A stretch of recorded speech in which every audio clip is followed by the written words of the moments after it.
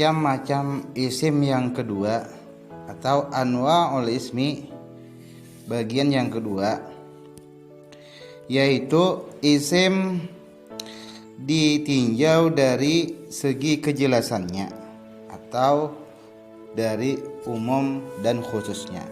Jadi bagian yang kedua ini al-ismu bin nisbati ilal am wal khassah. Jadi isim ditinjau dari segi keumumannya dan kekhususannya. Nah, dari segi umum khususnya atau kejelasannya, isim terbagi kepada dua.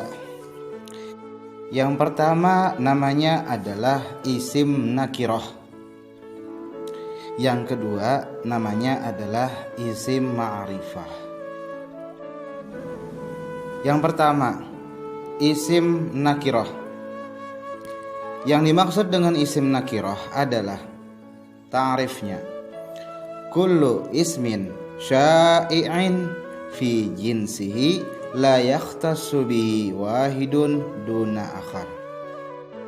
Artinya, setiap isim yang umum pada jenisnya yang tidak tertentu dengannya oleh satu perkara dan tidak juga kepada yang lainnya. Jadi isim nakirah adalah tentunya merujuk kepada sesuatu yang masih umum atau kata benda yang masih umum. Artinya belum jelas tujuannya itu kemana, rujukannya itu kepada satu hal atau suatu perkara yang mana. Nah, Kullu ismin ya dulu ala ghairi muayyanin, yaitu setiap isim yang menunjukkan atas tiada yang ditentukan. Nah, tidak tertentu dia menunjuk kepada siapa. Nah, contohnya kayak misalnya kita contohkan insanun, manusia. Nah, itu kan umum masih. Misalnya asadun, singa. Itu masih umum karena singa itu banyak yang macam-macamnya. Misalnya zahratun, bunga. Jadi 3 contoh tersebut merupakan masih mempunyai makna yang umum.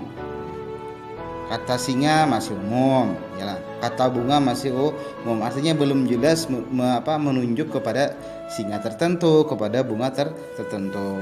Nah, misal jaa talibun, telah datang seorang pelajar. Nah, kalimat talibun itu umum, masih nakirah. Pelajar yang mana? Itu belum dijelaskan, masih umum. Siapa yang dimaksud dengan pelajar itu? Nah, itu masih belum dapat dijelaskan. Nah, maka berarti isimnya itu masih nakirah. Misalnya qadima dhaifun, telah datang oleh tamu. Tamu siapa? Nah, si A kah, si B kah? Nah, kada dijelaskan. Nah, itu berarti masih umum.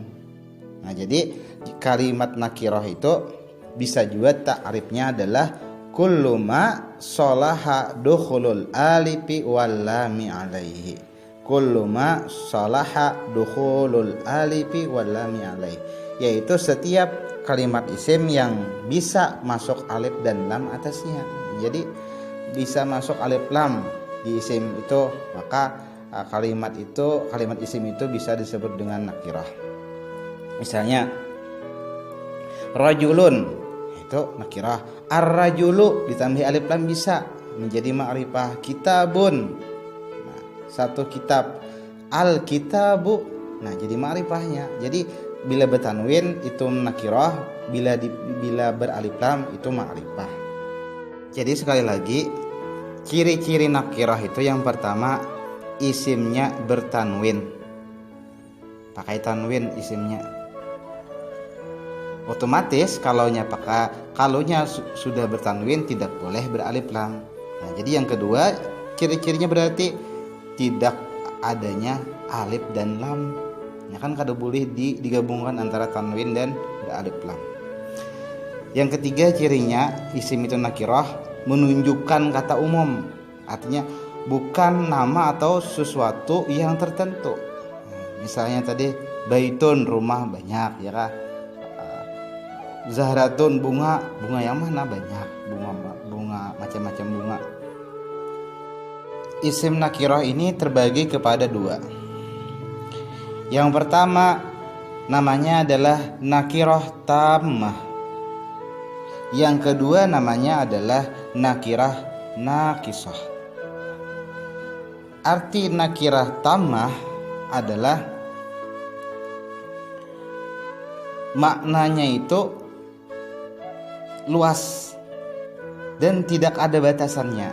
Jadi nakirah tammah adalah ayyakuna ma'naha syai'an lakinnaha bitaqyidin.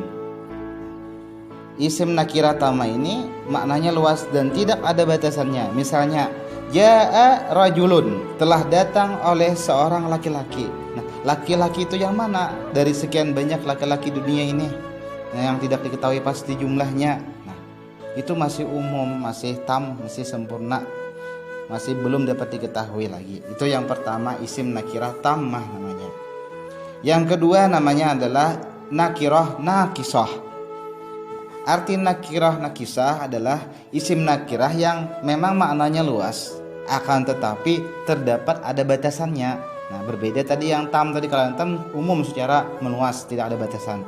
Kalau nakisah ada batasannya. Jadi ayyakuna ma'naha, makna nakirah nakisah ini syai'an, maknanya itu mencakup, lakinnaha tetapi isim nakisah ini nakirah nakisah ini bitaqyidin, ada kaitannya.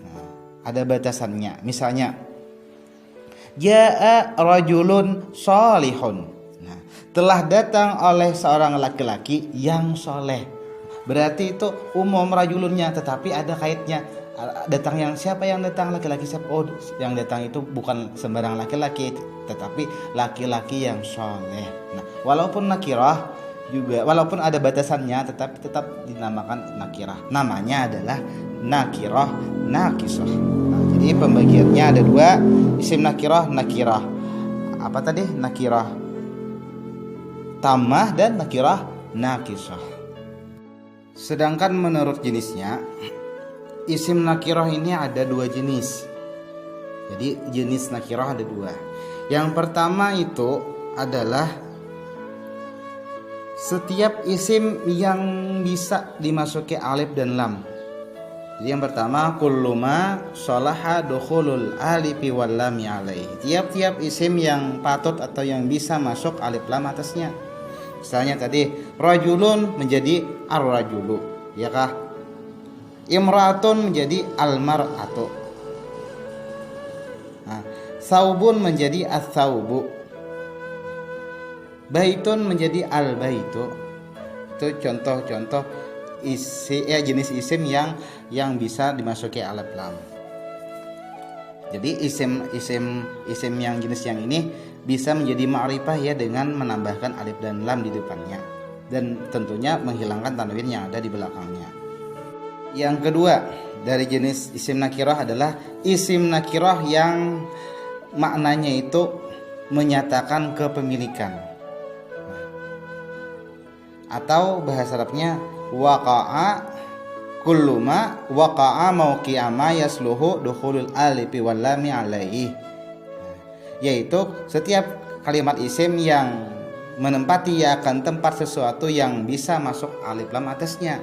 Contohnya misalnya zi bimakna sahibi. Nah, kalimatnya itu zi tetapi maknanya kepemilikan. Jadi isim nakirah yang menyatakan kepemilikan.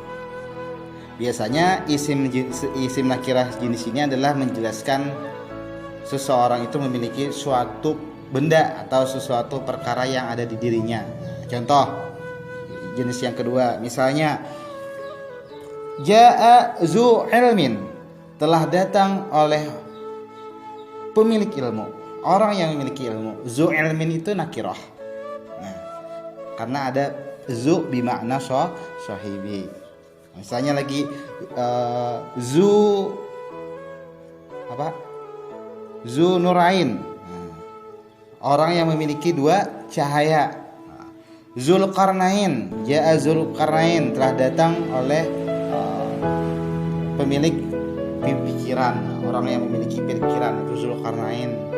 Kalau bahasa bahasa kamusnya bang, orang yang memiliki dua tanduk, tapi kiasnya adalah orang yang memiliki pemilik orang yang cerdas, Zulkarnain.